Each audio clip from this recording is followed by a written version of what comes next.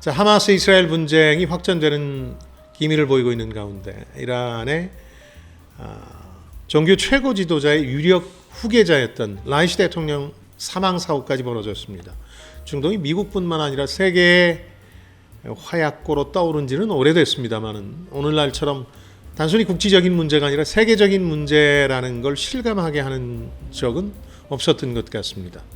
그래서 오늘은 이 문제의 본질은 뭐고 이게 어떻게 풀려나갈지 혹은 풀려나갈 수 있기나 한 건지 한번 따져보는 게 올 한 해 글로벌 정치 경제에서 중요한 이슈가 될 것 같습니다.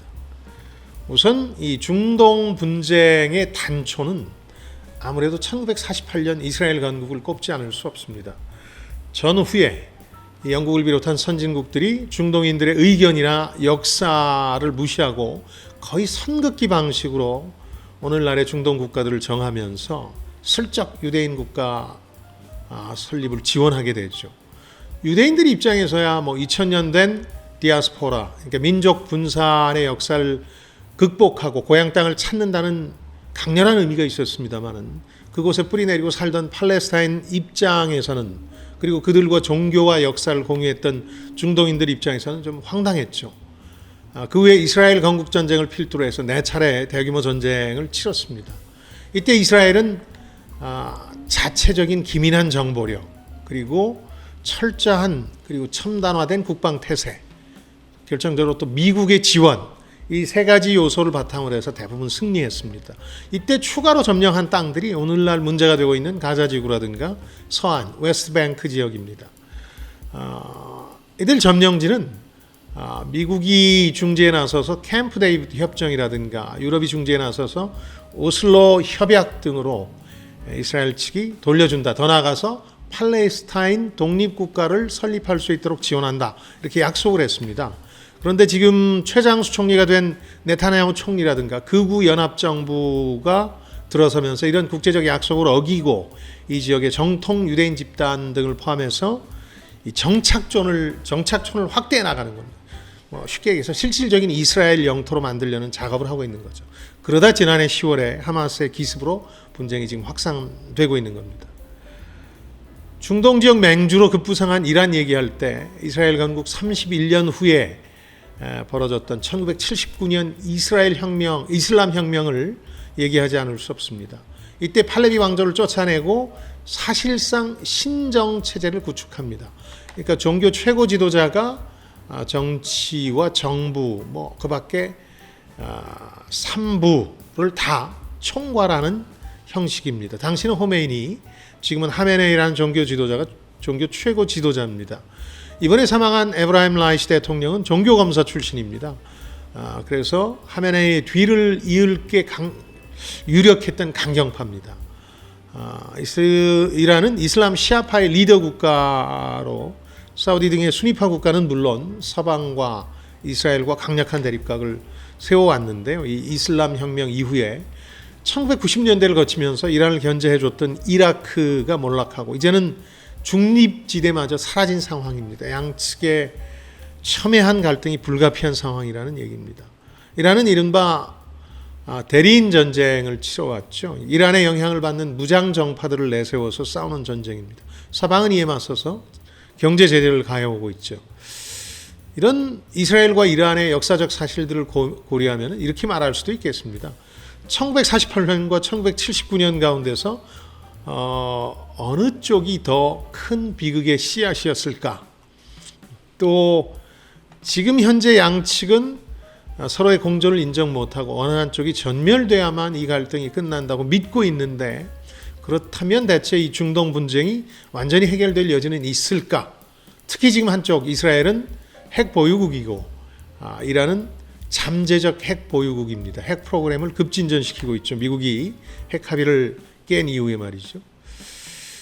자, 이런 역사적 배경을 토대로 해서 최근 이 중동의 막가파 두 나라 안팎에서 벌어진 일을 살펴보면 앞으로 이를 어느 정도는 추정해 볼 수 있을 겁니다. 우선 이스라엘은 하마스 이스라엘 분쟁 이후에 국제적 궁지에 몰렸습니다. 분쟁이 7개월을 넘기면서 팔레스타인 사망자가 3만 명을 넘어섰습니다. 제가 언제 한번 8만 명이라고 잘못 얘기했던 것 같은데 최근까지의 집계를 보니까 3만 명을 넘어섰습니다. 특히 민간인 사망자가 급증하면서 초기 이스라엘에 대한 동정 여론 대부분이 국제적으로 사라졌습니다. 가자 지구의 마지막 보루로 하마스 대원들과 남은 인질들이 숨어 있을 것으로 추정되는 라파 지구에 대한 이스라엘 공격이 시작되면서 비난 여론이 상당한 부담이었죠. 지금 미국 내 분위기도 보니까요. 현지 청년과 대학 캠퍼스를 중심으로 해서 거의 1960, 70년대 반 베트남전 분위기처럼 반 이스라엘 정서가 확대되고 있다고 합니다.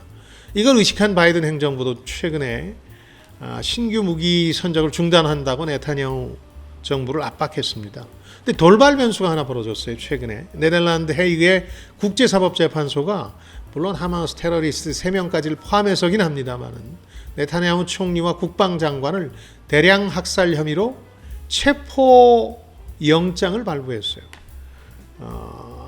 이게 이스라엘 분위기를 조금 바꿔놓고 있습니다. 초기에는 하마스 기습 사태를 예견하고 막는데 실패했던 네타냐후에 대한 반대 목소리도 컸고 또 네타냐후 총리가 민주주의를 후퇴시킨다, 사법부를 억압한다 이런 지적도 있었고 아까 말씀드렸던 점령지 정착 정책에 대한 반대론도 꽤 있었거든요.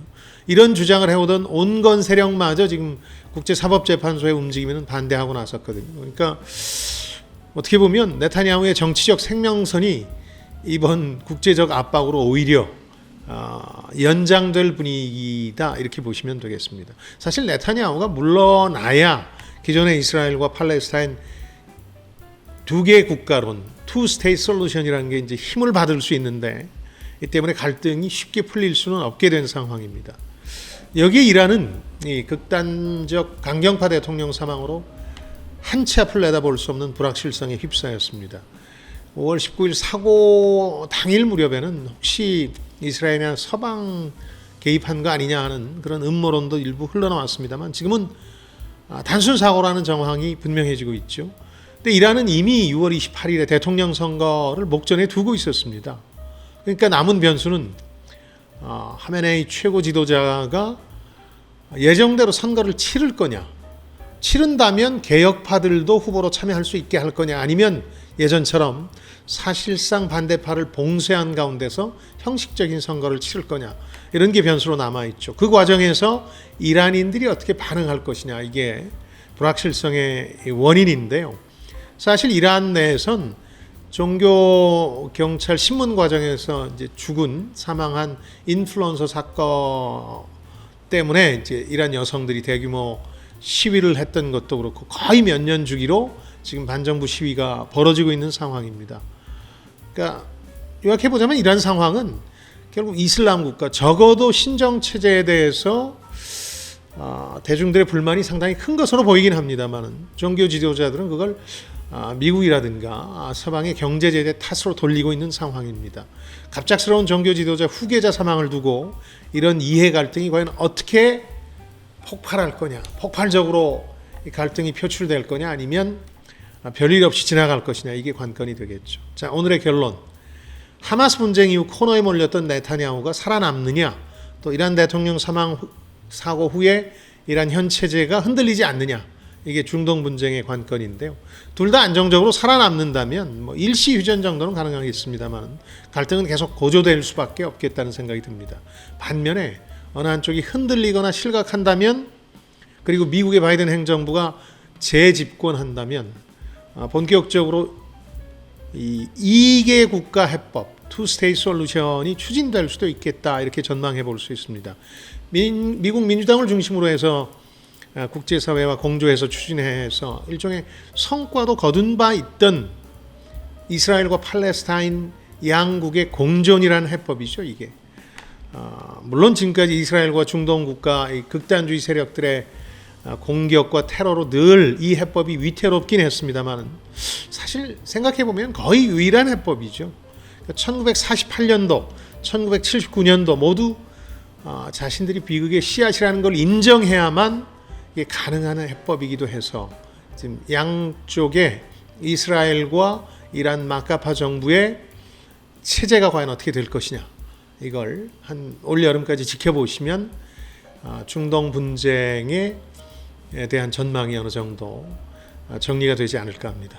자, 지금까지 저는 김방희였습니다. 저는 여러분들의 성공을 응원합니다.